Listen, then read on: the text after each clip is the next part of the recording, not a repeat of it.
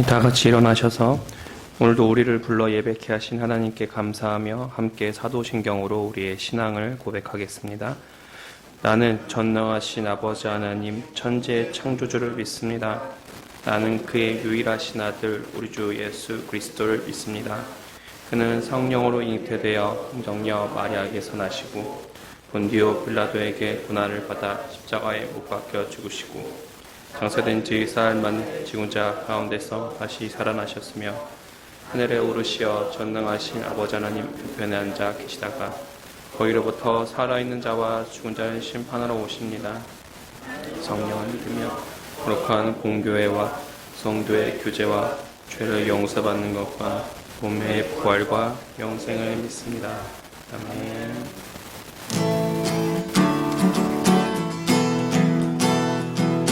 함께 찬양하겠습니다. 예수 열방의 소망. 예수 열방의 소망. 예수 우리의 위로자. 주님 온 땅의 영원한 소망. 예수 어둠 속의 빛. 예수 변함없는 진리. 주는 온 땅에 빛이 되시네. 우리 위해 죽으시고 다시 사신 생명의 주. 주님만이 소망이요 변함없는 반석이라.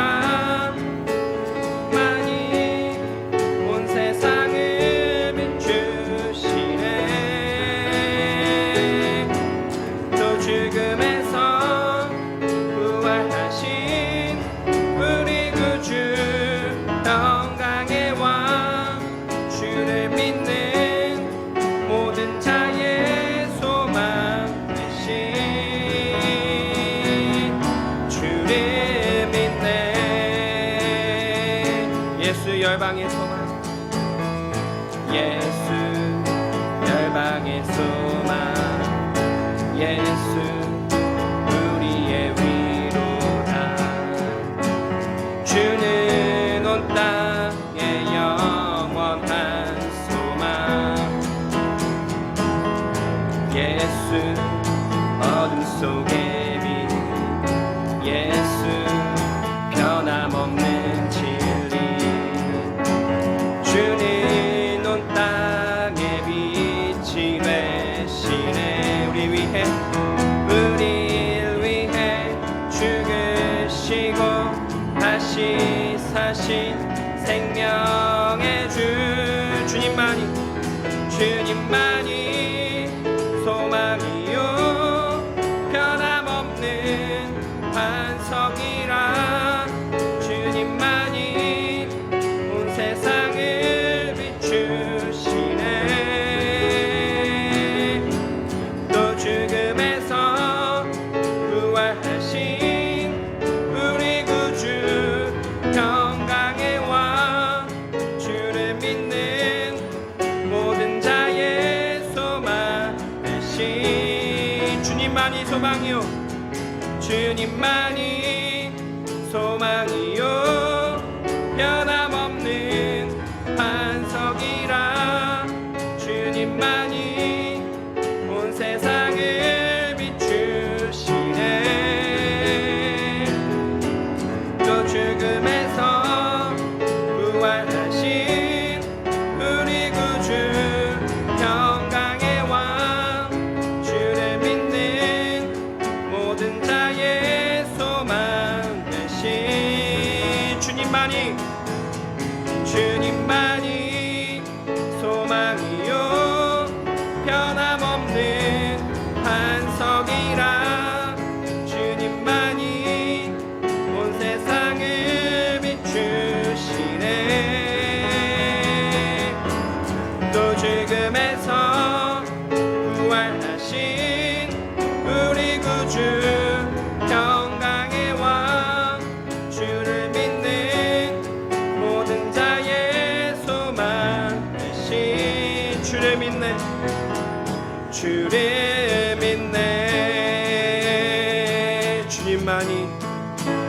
주님만이 소망이요 변함없는 반석이라 주님만이 온 세상을 비추시네. 또 죽음에서 부활하신 우리 구주 영광의 왕 주를 믿는 모든 자의 소망 대신 주를 믿네. 날이 저물어 갈 때, 날이 저물어 갈 때, 빈들에서 걸을 때, 그때가 하나님의 때. 내 힘으로 안 될 때, 빈손으로 걸을 때, 내가 고백해 여호와 이래. 날이 저물어 갈 때, 날이 저물어 갈 때, 빈들에서 걸을 때, 그때가 하나님의 때. 내 힘으로 안 될 때, 빈손으로 걸을 때, 내가 고백해 여호와 이래. 주가 일하시네. 주가 일하시네. 주가 일하시네. 주께 아끼지 않는 자에게 주가 일하시네. 주가 일하시네. 신뢰하며 걷는 자에게. 우리 모인 이곳에, 우리 모인 이곳에 주님 함께 계시네. 누리네 아버지 은혜.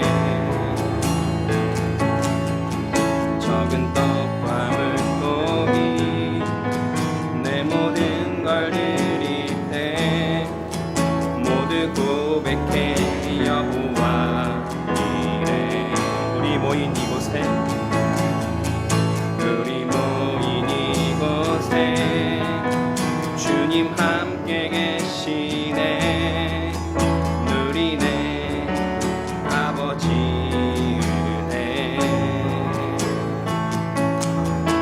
적은 떡과 물고기 내 모든 걸 드릴 때 모두 고백해 여호와 이래.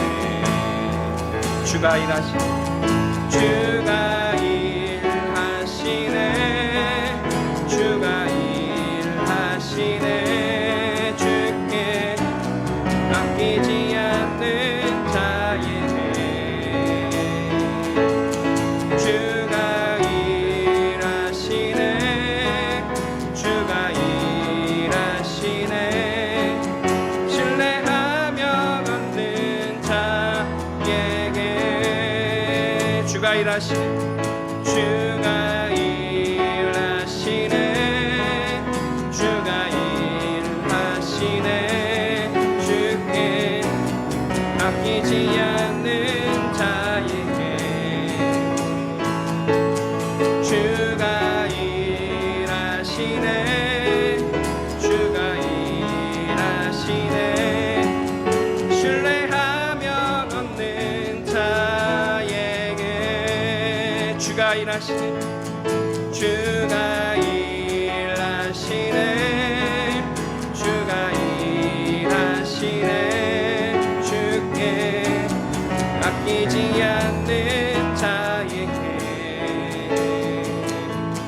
주가 일하시네.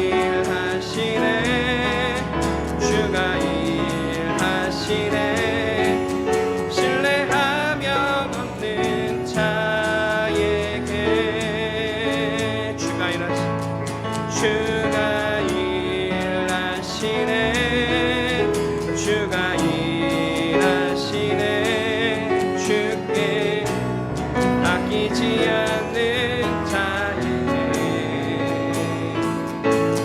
주가 일하시네 주가 일하시네 신뢰하며 얻는 자에게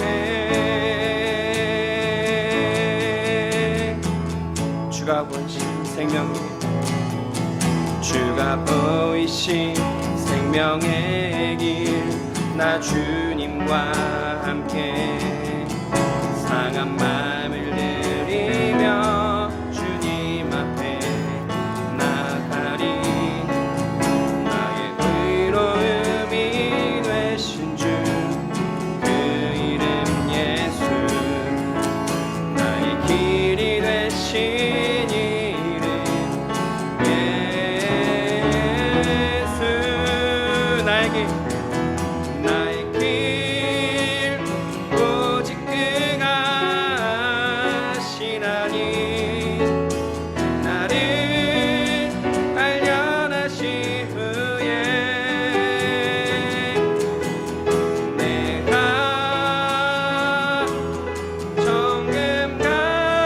정금같이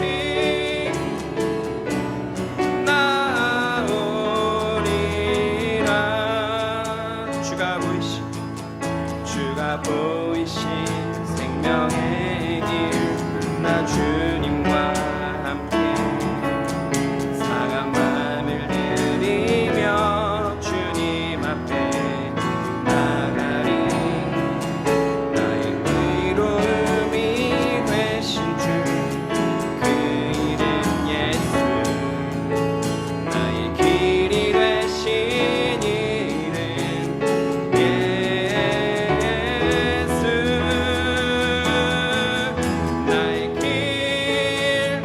오직 그가 하시나니 나를 발견하신 후에 내가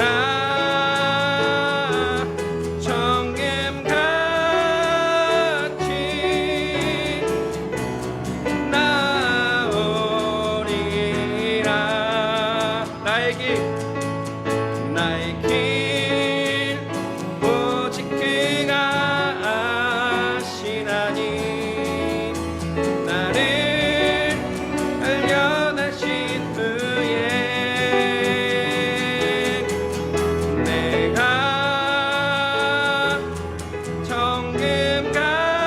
정금같이 나오리라 나의 길 오직 그가 하시나니 나를 발견하신 후에 내가 정금같이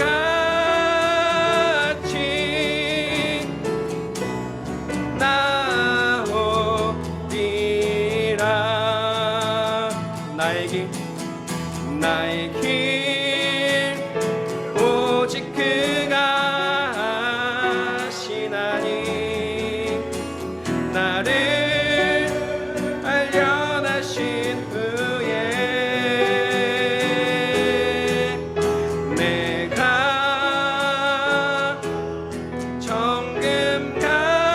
정금같이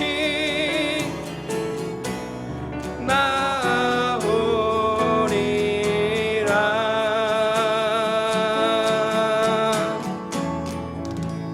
계속해서 침묵으로 기도하시겠습니다.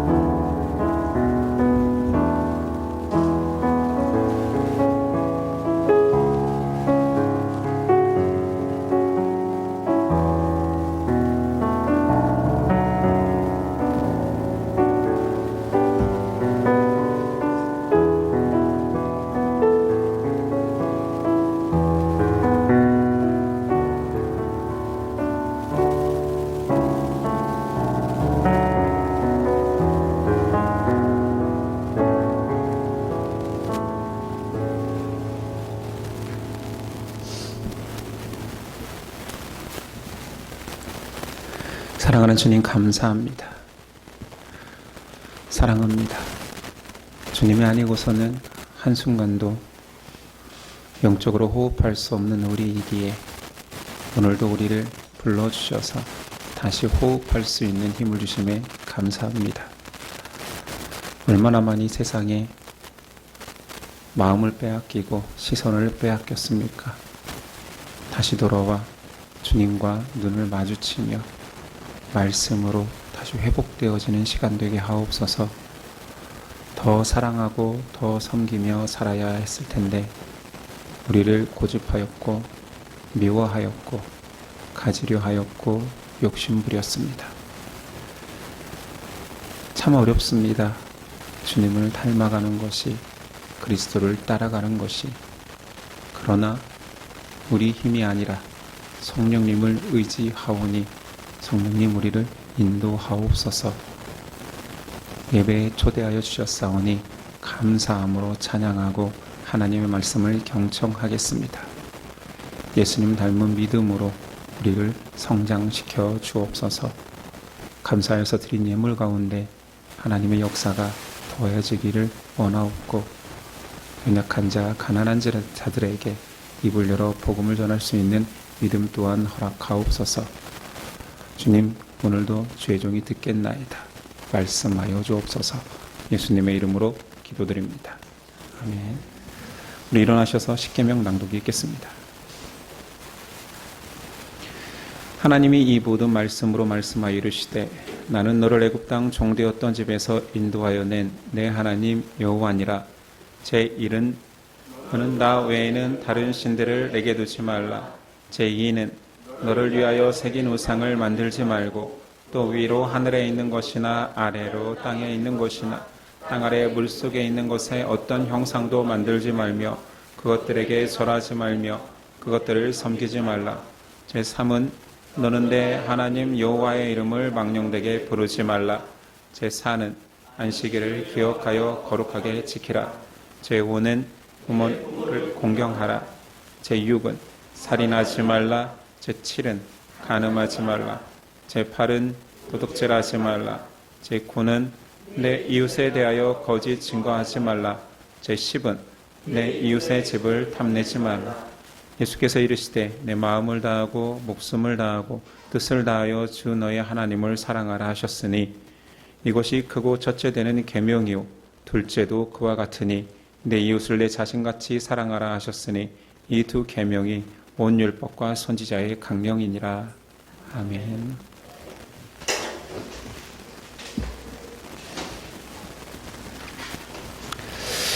오늘 우리에게 주신 하나님의 말씀은 누가복음 9장 10절로 17절까지입니다.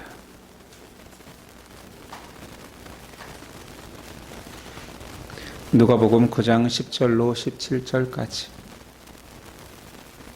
저 여러분들이 한 절씩 교독하겠습니다. 9장 10절입니다. 사도들이 돌아와 자기들이 행한 모든 것을 예수께 여쭈니 데리시고 따로 벳세다라라는 고을로 떠나 가셨으나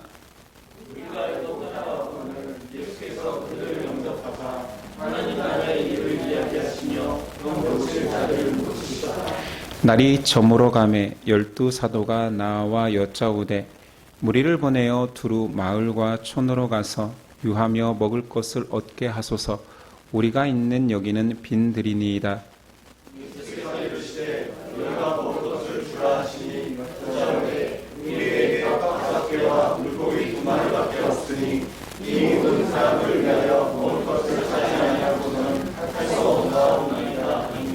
이는 남자가 한 5,000명 되밀어라. 제자들에게 이르시되 때를 지어 한 50명씩 앉히라 하시니 예수께서 떡 5개와 물고기 2마리를 가지사 하늘을 우러러 축사하시고 떼어 제자들에게 주어 무리에게 나누어 주게 하시니 그 남은 조각을 12바구니에 거두니라. 아멘. 오늘 말씀의 제목은 제자에게 오병이어란, 제자에게 오병이어란이란 제목으로 은혜 나누겠습니다. 오늘 말씀은 기독교에서 가장 잘 알려진 말씀 중에 하나인 오병이어 기적 사건입니다. 사복음서 모두 이 이적은 빼놓지 않고 기록하고 있습니다. 마태 14장, 마가 6장, 누가 9장, 요한복음 6장입니다. 예전에 암기장치로 군중들이 식사 욕구가 있어서 14욕96 이렇게 외웠던 기억이 납니다. 한 번만 이렇게 인식해 놓으면 절대 까먹지 않습니다. 14장, 6장, 9장, 6장. 자, 오늘 말씀 전에 예수님은 제자들에게 전도 여행을 명하셨지요. 그리고 그 이후의 일입니다. 벳세다로 향합니다. 10절. 사도들이 돌아와, 이 전도 여행에서 돌아왔다라는 걸 말하는 것입니다. 자기들이 행한 모든 것을 예수께 여쭈니 데리시고 따로 벳세다라는 고을로 떠나가셨으나, 예수님께서 구태여 따로 떼어서 제자들을 벳세다로 향하게 했다라는 의미는 이제 전도 여행으로 지친 제자들의 육체적 피로를 해결해 주기 위해서 쉼의 장소로 벳세다를 택한 듯합니다. 벳세다는 여러 제자들의 고향이기도 하니 정서적으로도 편했을 것입니다. 그리고 오늘 누가복음에는 없지만 평행본문인 마태복음에는 이 사건 직전에 세례 요한이 처형당했습니다. 이 소식을 들은 제자들에게 정신적 피로도 높은 상태였겠지요. 이런 상황에서 벳세다라는 곳은 당시 행정구역상 헤롯 빌립 2세가 관할하는 곳이었습니다. 정치적으로 예수님을 만나보고 싶어 했고 정치적으로 예수님을 위협하였고 세례 요한을 죽였던 헤롯 안디바가 통치하는 곳이 아니었고 이 지역은 상대적으로 평온한 지역이었습니다. 그러니 헤롯 빌립 2세가 통치하던 이 벳세다로 예수님께서 제자들을 데리고 가신 것은 정말로 쉬기 적절한 곳이라 생각됩니다. 여러 가지 정황상 정치적 마찰을 피하고 육체적으로도 피곤한 제자들을 위해서 예수님은 벳세다로 가셨을 뿐만 아니라 사람들을 피해서 광야까지 나가셨습니다. 근데 문제는 군중들도 따라왔다는 것이지요. 11절 상반절 무리가 알고 따라왔거늘 그 쉼의 바램은 군중들로 인해 이루어지지 않습니다. 그래서 군중이 따라왔다라는 표현을 구태여 집어넣었지요. 이 큰 무리가 진리에 대한 간절함만으로 예수님을 따른 것은 아닌 것 같습니다. 평행본문 마가복음에는 그 군중들을 향하여서 목자 없는 양들과 같다. 그들이 진짜 예수님을 따르고자 하는 제자들과 같은 마음이었다라면 그들이 목자 없는 양일 수 없죠.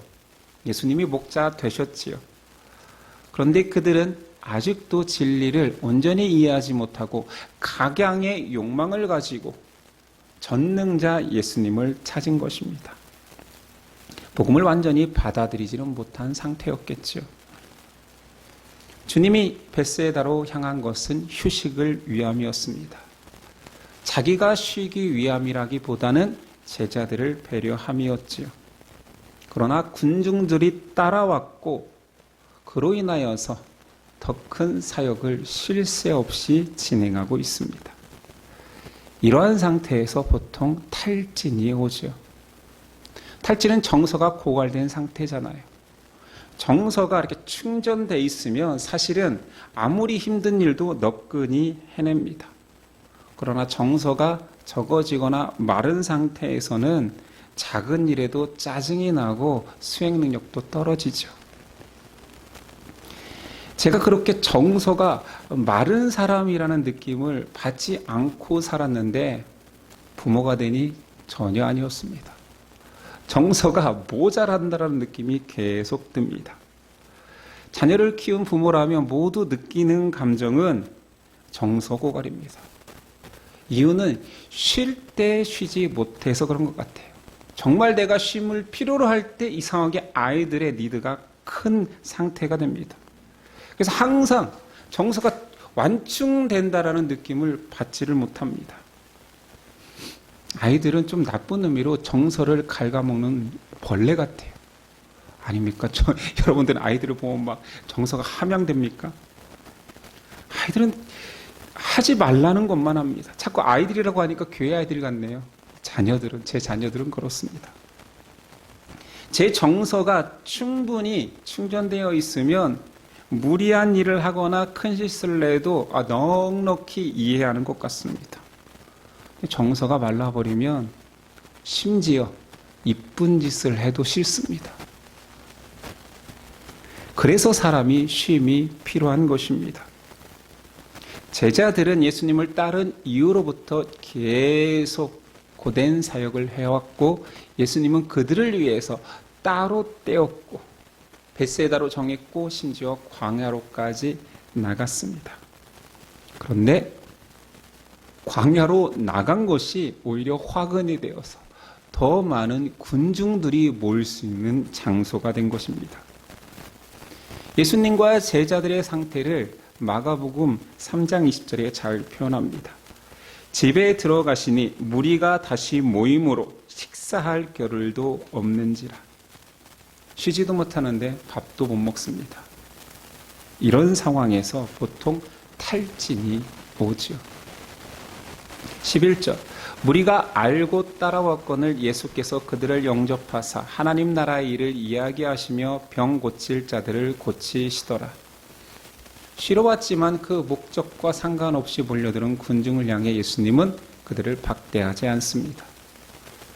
만물의 주인이신 예수님은 이런 힘든 상황에도 불구하고 이 땅에 오신 그분의 본질적인 사역을 계속하십니다. 그 표현 하나는 그들을 영접하사.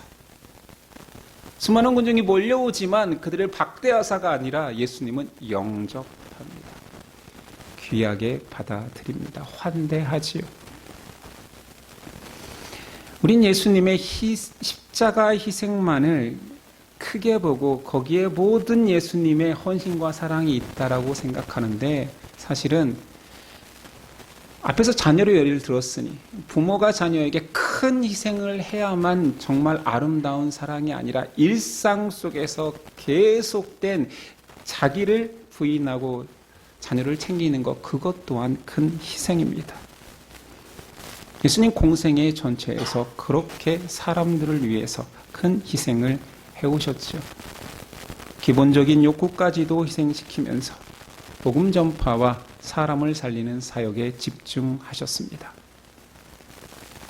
그런데 그런 헌신에도 불구하고 이 무리와 예수님 제자 사이에 큰 문제가 생깁니다. 날이 저물어 군중의 굶주린 모습이 보이는 것이지요. 12절 날이 저물어 가매 12 사도가 나와 여짜오되 무리를 보내어 두루 마을과 촌으로 가서 유하며 먹을 것을 얻게 하소서. 우리가 있는 여기는 빈들리니이다.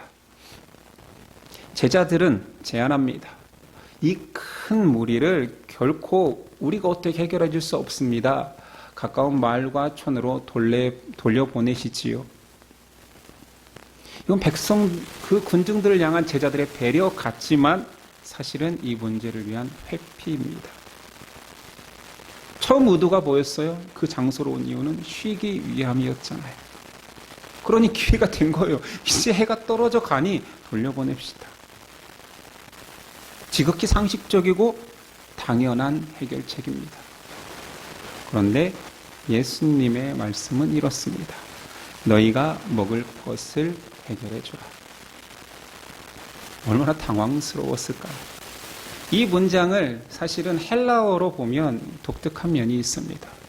헬라어는 동사에 주격, 그다음에 수 이런 것들이 다 포함되어 있습니다. 동사를 딱 쓰면 누가 그 행위를 했는지가 포함되어 있거든요.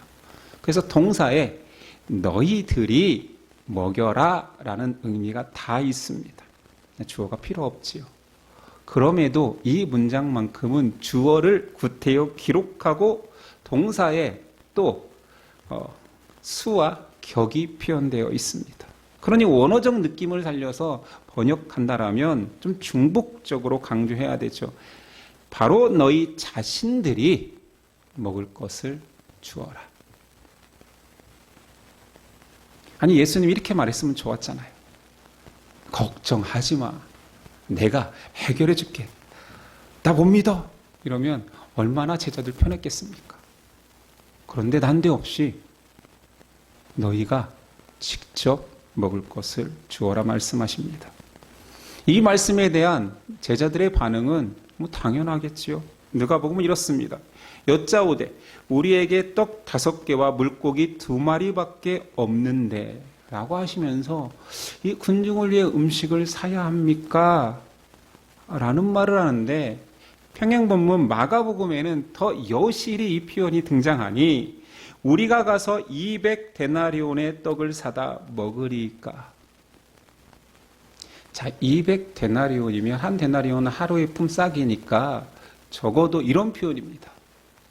예수님, 우리 손에 오병이어 이거밖에 없어요. 아니, 그러면 우리 돈도 없는데 한 2천만 원어치의 배달을 시킬까요? 이게 무슨 표현이에요? 어이없어 하는 말투입니다. 약간 비아냥 섞인 표현이기도 한 거예요. 돈 없어요. 아니, 다 버리고 따라오라면서요. 근데 한 2천만 원어치 배달시키라고요? 말도 안 되는 소리입니다. 라는 비아냥 섞인, 정중하게 했을지라도 이것은 어이없는 말투입니다. 제자들이 결코 해결할 수 없는 우리의 사정상 불가능한 일이라고 표현한 것이지요. 그랬더니 예수님 그 말을 무시하고 사람들을 50명씩 떼어서 앉게 하라. 14절이야. 이는 남자가 한 5,000명 되밀어라. 제자들에게 이르시되 때를 지어 한 50명씩 앉히라 하시니 제자들이 이렇게 하여 다 앉힌 후. 저는 이 이야기의 핵심 문장은 제자들이 이렇게 하여라고 생각합니다. 바로 앞 전도여행도 꼭 무슨 불가능한 상황을 만들어서 그런 상황으로 전도여행을 떠나라고 한 것 같습니다. 그런데 순종하니 기적이 이루어졌지요. 순종하면 이루어지는 기적을 예수님 보여주십니다. 16, 17절에는 우리가 잘 알고 있는 그 결과물이 나옵니다.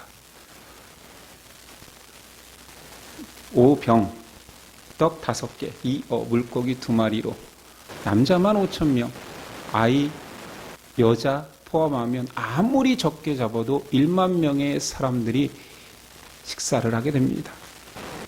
말씀에는 먹고 다 배불렀더라. 남은 양이 12바구니. 어디에는 또 광주리. 결코 작은 양이 남지 않았다라는 표현을 하고 있지요. 얼마나 잘 먹었으면 남은 양이 그렇다라는 거지요. 제자들은 이 문제를 회피하려 했습니다. 심지어 떡값을 계산하려는 자들도 있었지요. 이 계산은 해결하려는 계산이 아니라 예수님께 불가능한 상황을 어필하고 싶어서 계산한 것입니다. 한 2천만 원을 투자해도 안 될걸요. 그런 제자들이 예수님의 말씀이 떨어지자 즉시 순종합니다. 주님께 맡겨버린 순종이 쉬운 것 같지만 이 부분이 그게 쉽지가 않습니다. 성경 전체를 읽어보십시오. 하나님의 말씀이 떨어졌을 때 즉각 순종하는 사람이 몇이나 있었습니까? 아니, 우리를 이야기하자라는 거 아니에요. 성경을 보자니까요. 순종하니 우리가 알고 있던 그 오병이어 기적이 이루어집니다. 누가복음은 약간의 편집을 통하여서 다른 복음서와 다르게 제자도의 관점에서 9장 전체가 제자도를 드러낸다고 했잖아요. 그 관점에서 오병이어를 보려고 합니다. 갈릴리 후기 사역은 전기 사역 대중들을 위해 하나님 나라를 전하였다라면 후기 사역은 제자들의 훈련에 집중이 맞춰져 있다 했습니다. 오병이어 본질 자체를 본다면 하나님의 권능과 사람을 향한 하나님의 자비가 드러난 것이 맞습니다. 그런데 제자도의 관점, 누가복음의 관점에서는 군중보다는 제자들을 위한 기적 같습니다. 그러니 우리는 이곳에서 누가가 말하고자 하는, 누가를 통해 역사하고자 하는 성령님의 메시지를 찾아봐야 되죠. 오병이에 나타난 제자도는 무엇입니까? 첫 번째는 제자는 말씀으로 산다입니다. 가진 것이 오병이어지만 예수님은 모르고 아무 생각 없이 너희가 직접 가져다 먹이라라고 말한 것이 아닙니다. 예수님 말씀하시지요. 너희가 먹여라. 그리고 50년씩 앉혀라. 제자들 순종하니 모든 문제가 해결되는 것입니다. 아무리 터무니없는 말이라도 창조주, 구원자 예수 그리스도의 음성으로 나오는 순간 이루어진 것입니다. 왜냐하면 하나님은 말씀으로 천지를 창조하실 수 있는 분이거든요. 우주가 넓다 한들 하나님이 말씀하시면 사라지는 것입니다. 창조주 하나님께서 피조물 인간에게 요구한 것은 항상 이 순종이었습니다. 내 말에 순종하기만 하면, 하라는 대로만 하면 기적에 참여한다. 죽지 않는다. 영원한 복락을 누린다. 태초부터 하나님은 그 말씀을 계속 하셨습니다. 내가 하라는 대로만 해봐. 금한 것은 안 먹으면 되고 먹으라는 것은 먹으면 돼. 어려운 거 아니거든. 순종해보자. 그러나 사람은 불순종합니다. 불순종하는 자들의 특징은 핑계도 많습니다. 이게 사람이 할 수 있습니까? 아니, 하나님은 순종할 수 있다고 하는데 이것이 사람이 정말로 순종할 수 있습니까? 라는 반문에 하나님은 자기 독생자를 이 땅에 보내셨습니다. 순종의 본으로 오신 거지요. 그래서 공생의 처음 마귀 시험으로 시작하시면서 이기는 방식은 말씀에 순종하는 방식. 사람이 떡으로 사는 것이 아니라 하나님의 말씀으로 산다 선포하십니다. 친구에게 한결같은 메시지는 하나님의 말씀에 순종하라. 이것이 복이다 말합니다. 지금 오병이어를 보고 있잖아요. 오병이어와 비슷한 사건이 구약에도 있습니다. 그럼 유추해 볼래요? 어떤 걸까요? 첫 번째는 만나 사건입니다. 그 수많은 이스라엘 군중들을 40년 동안 하나님께서 직접 만나를 먹이십니다. 이 만나는 육체의 양식이었습니다. 그런데 그 육체 양식을 먹이시면서 하나님이 주시고자 하는 메시지는 오늘 말씀과 주제가 똑같습니다. 사람이 떡으로만 사는 것이 아니라 하나님의 말씀으로 산다. 아니, 먹이시는 것은 육체의 양식인데 전하고자 하는 메시지는 그거 너희가 먹어서 생존하고 있는 그 음식 너희가 일해서 얻어내는 것이 아니야. 내가 주겠다 하니 순종하는 자는 아침마다 배불리 먹고 남음이 있을 만큼 먹어 살게 될 거야.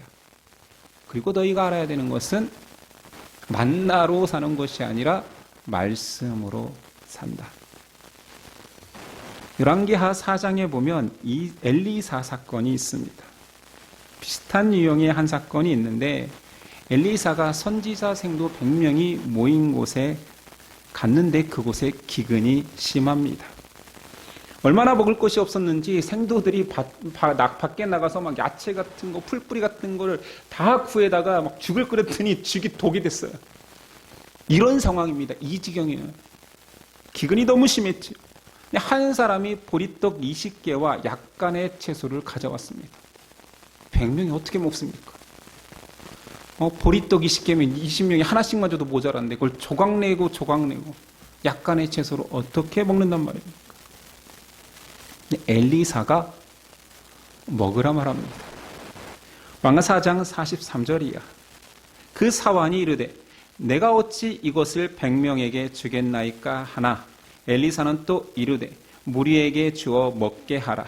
여호와의 말씀이 그들이 먹고 남으리라 하셨느니라. 그가 그들 앞에 주었더니 여호와께서 말씀하신 대로 먹고 남았더라.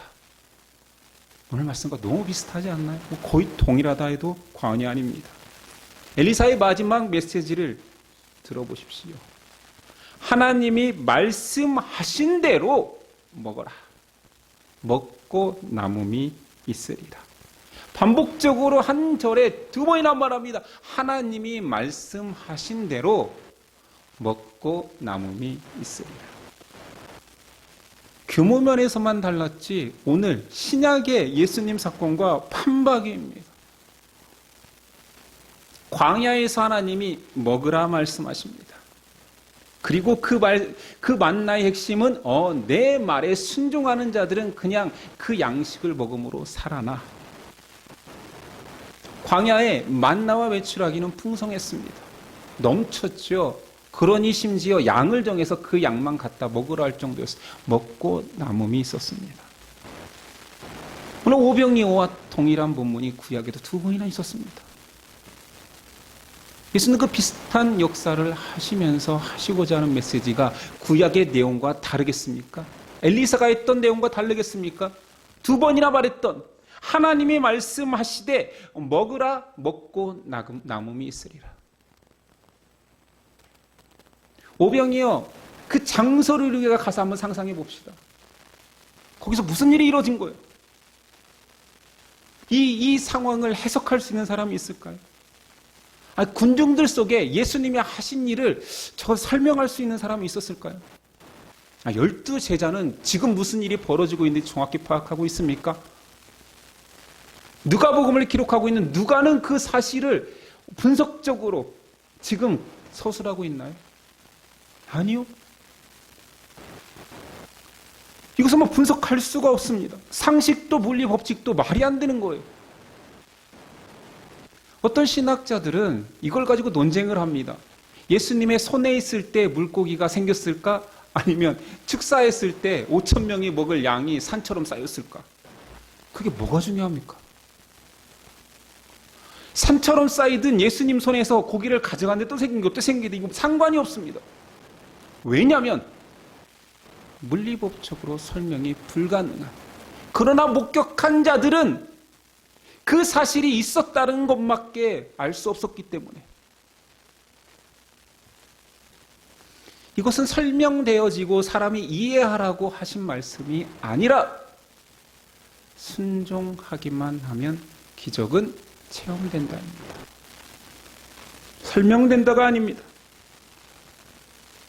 제자도의 관점에서 구약과 신약 전체에서 믿음의 사람을 규정하기를 하나님의 말씀으로 사는 자들을 말합니다. 예수님도 사람에게 필요한 육의 양식을 자신의 능력으로 베풀면서도 이 사건의 결론을 요한복음 평행 본문에서 말하니 이렇게 마칩니다. 썩을 양식을 위하지 말고 영생의 양식을 찾으라. 똑같지. 만나와 엘리사의 기적과 오병이어 예수님이 하신 기적의 결론이 똑같습니다. 예수님이 기적으로 만든 떡과 물고기라 할지라도 그것은 썩을 양식이라는 거예요. 영원한 양식을 찾으라 말씀하십니다. 두 번째 오병이어에서 강조되는 저자를 향한 메시지는 목양 명령입니다. 양을 치라는 거지요. 제자들에게 직접 목양할 것을 명령하십니다. 앞서 전도도 너희가 해라라고 하신 것처럼 핵심은 목양하는 자들이라면 이 오병이어 순종의 결과를 믿어야 됩니다. 제가 고등학교 때 독특한 선생님이 하나 있었으니 문학 선생님이었습니다. 그 선생님의 특징은 수업에 진도를 나가지 않아요. 들어오면 성경 이야기를 합니다. 물론 성경이 문학 작품으로도 뛰어나죠. 그런데 시험 범위는 성경에서 나오지 않잖아요. 그래서 문학 시간이 항상 시험 범위보다 안 나가거나 배우지 않은 곳에서 나오고 그랬어요. 저는 개인적으로 국어 과목을 좋아했기 때문에 문학도 굉장히 재밌어하는 사람인데도 불구하고 그 문학 선생님을 싫어했어요. 교회 다닐 때였고 믿음도 나름 괜찮을 때였고 회장도 하고 막 그럴 때였는데도 싫어했어요. 진도를 안 나가서. 그분이 학생들을 전도도 많이 했습니다. 자기가 다니는 교회에 많이 전도했어요. 그리고 계속 물어봐요. 어떻게 교회 다니니? 수업 시간에. 다닌다고 하면 질문은 항상 똑같습니다. 너 오병이어를 믿어? 독특하죠. 너 예수님 믿어 하지 않고 너 오병이어를 믿어? 저에게도 그 질문을 했을 때 네, 믿습니다 했지요. 근데 왜 예수 십자가를 믿어? 예수님이 널 구원한 걸 믿어? 묻지 않고 왜 그 선생님은 한결같이 너 그러면 오병이어를 믿어? 왜 그랬는지 모르겠어요. 훗날 친구에게 들으니 그 선생님이 학교를 그만두고 목사가 되었대요. 제가 지금 목사가 되어서 그 선생님을 다시 생각해 보니 여전히 좋은 선생님은 아니에요. 선생님이 수업 시간에 왜 성경 가르칩니까? 문학 선생님은 문학을 가르쳐야죠. 간간히 복음을 전하면 되죠. 본이 안 되잖아요. 진도도 못 배고. 그렇지만 지금 제가 다시 생각할 때 좋은 선생님은 여전히 아니지만 좋은 목사는 됐을 것 같습니다. 아니 오병이어 그 기적이 얼마나 은혜게 되면 그걸로 전하는 거예요. 믿는다고 하더라도 그거 믿어야 진짜라고 말하는 사람이었습니다. 핵심은 사람이 해결할 수 없는 그 한계 속에서도 믿음으로 양들을 먹이는 내용이잖아요. 순종하면 이루어지는 기적이잖아요. 그분이 그 말씀을 사랑했으니 그 말씀대로 된 거예요. 너희 가서 먹으라 했더니 선생 때려치고 목사하는 거잖아요. 그리고 어떤 한계 속에서도 그분은 하나님께 구하며 양들을 챙기고 양들에게 좋은 것을 먹일 것 같습니다. 예수님의 제자는 너희가 직접 먹을 것을 주어라 라는 말에 순종합니다. 다시 말하지만 9장은 제자도를 말합니다. 제자가 누구입니까? 한때 우리는 제자도를 구현하고자 애썼고 서로 제자 되자고 독려했었습니다. 자, 그렇다면 여러분에게는 쉬운 질문이겠지요. 여러 제자를 규정하는 말 중에 제자는 누구입니까? 오늘 말씀에 근거하자면 단연 첫 번째 조건은 순종하는 자입니다. 극악한 환경에 전도 여행을 가라하면 순종하여 떠났을 때 역사가 이루어집니다. 상식적으로는 말도 안 되는 일에 말씀으로 지시하시니 순종할 때 기적이 이루어집니다.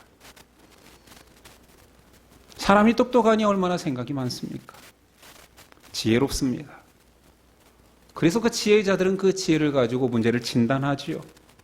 한계를 계산해내는 제자도 있었습니다. 그런데 그 똑똑한 사람들의 계산은 불가능을 계산합니다. 계산하면 계산할수록 절망으로 빠지지요. 믿음의 제자는 똑똑하고 현명한 결정을 하는 자들이 아니라 말씀에 순종하는 자들입니다. 그냥 신앙인과 제자를 꼭 구분할 필요는 없지요. 신자가 성도가 제자지요. 그러나 일반적으로 그냥 믿고 예수님을 온전히 따르고자 하는 제자와 구분한다라면 차이가 있다면 일반 신앙인은 더 나은 신앙생활을 꿈꾸죠. 이것만 꿈꿔도 사실 괜찮은 신자지요. 그러나 제자는 더 나은 신앙생활이 아니라 더 나은 순종을 꿈꿉니다.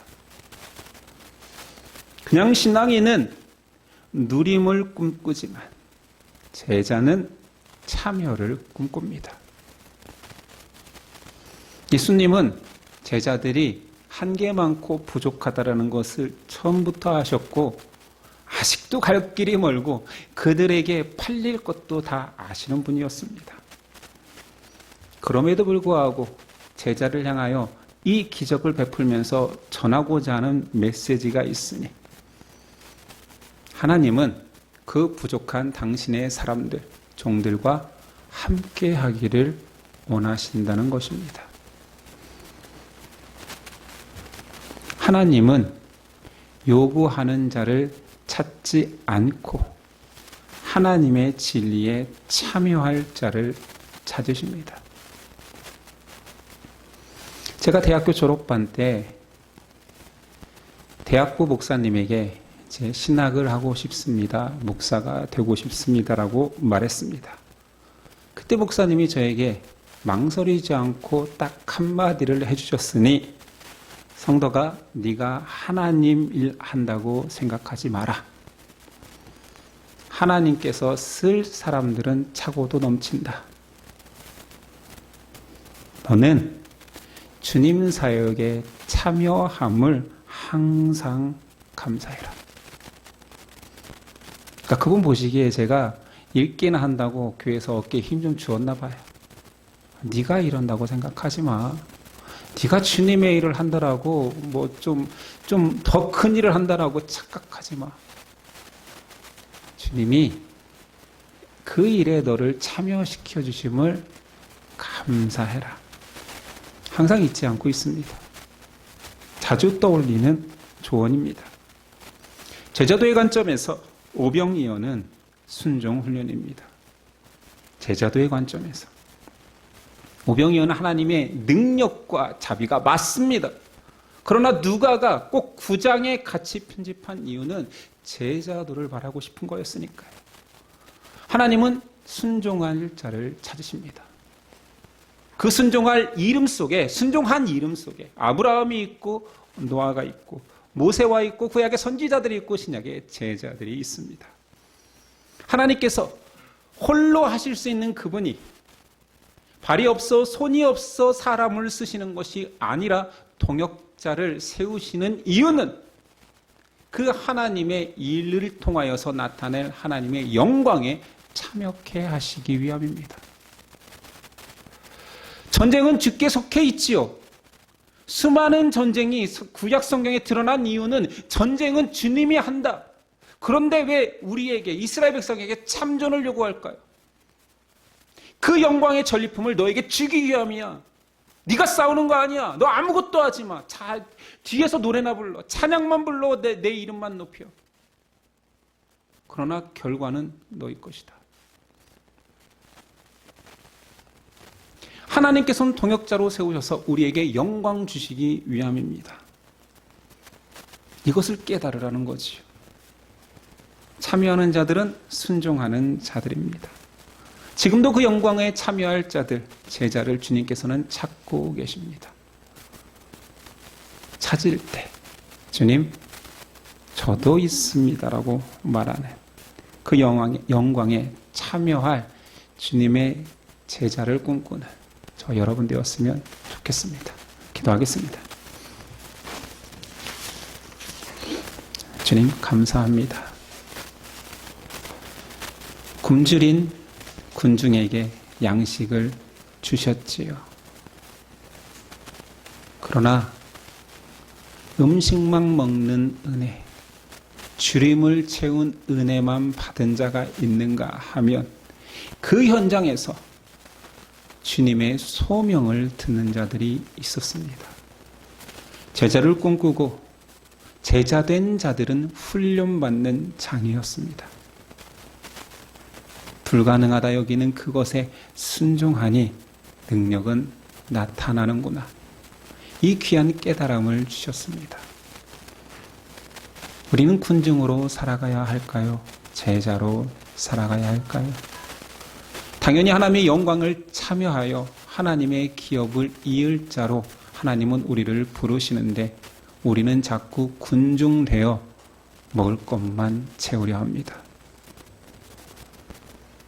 예수님의 이 기적이 그 이후에 예수님의 메시지가 있음을 관심 없는 자들이 더 많습니다.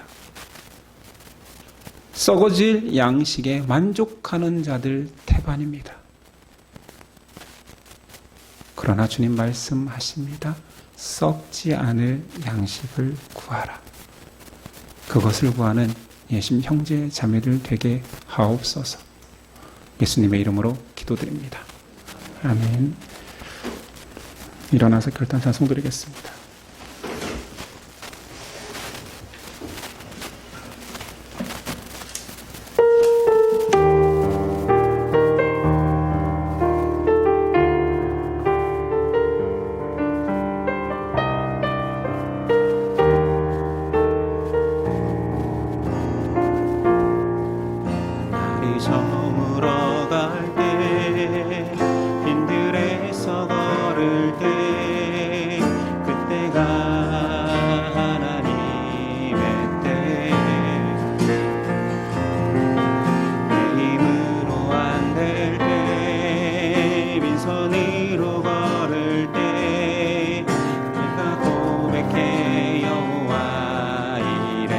리플렉스로 하면 돼요.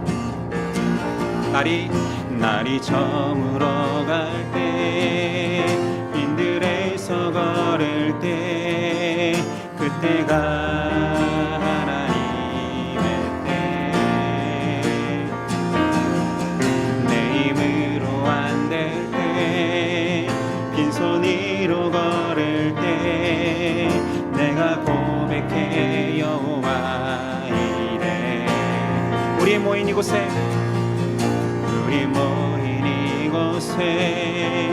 주님 함께 계시네. 누리네 하나님 은혜.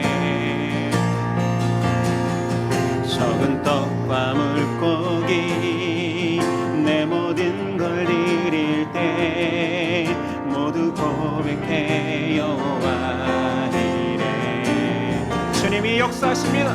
주가 일하시네. 주가 일하시네. 주께 아끼지 않는 자에게 주가 일하시네. 주가 일하시네. 신뢰하며 걷는 자에게. 날이 저물어 갈 때, 날이 저물어 갈 때, 빈들에서 걸을 때, 그때가 하나님의 때. 내 힘으로 안 될 때, 내 힘으로 안 될 때, 빈손으로 걸을 때, 내가 고백해 여호와 이래. 우리 모인 이곳에,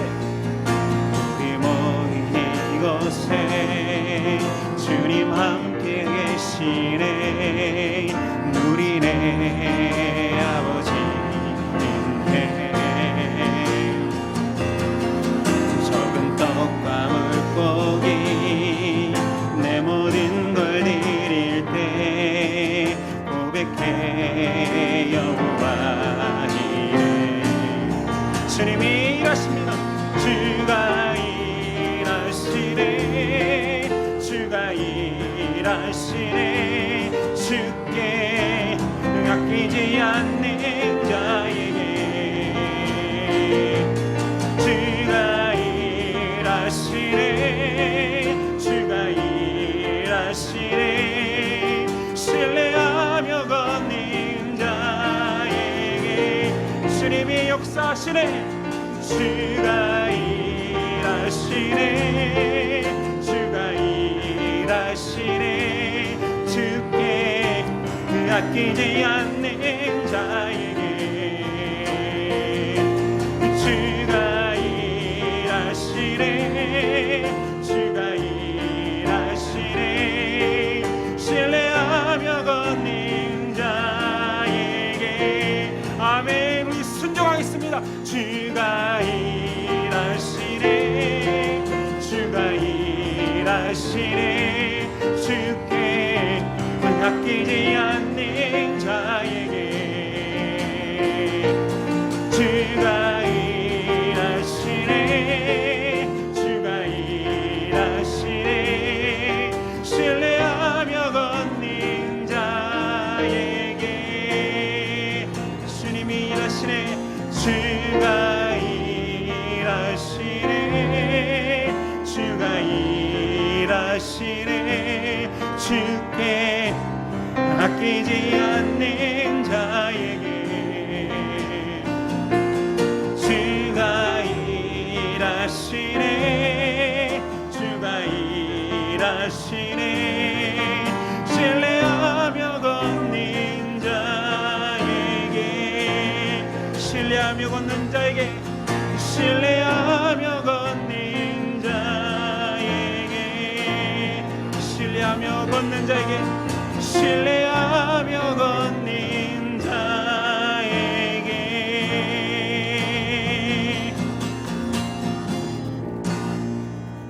아멘. 기도하겠습니다.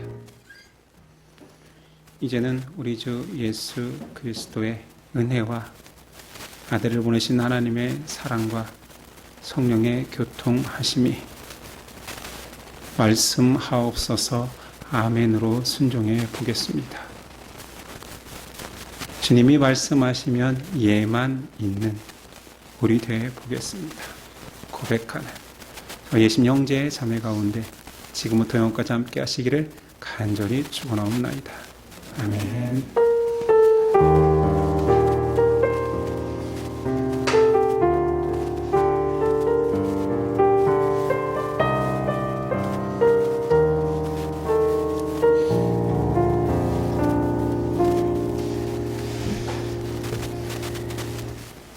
예, 우리 옆 사람과 인사했으면 좋겠습니다. 우리는 순종의 백성입니다. 오늘은 일정상 운동 주간입니다. 좋은 친교의 시간이 되었으면 좋겠습니다. 예배를 바치겠습니다. 한 주간도 승리하십시오.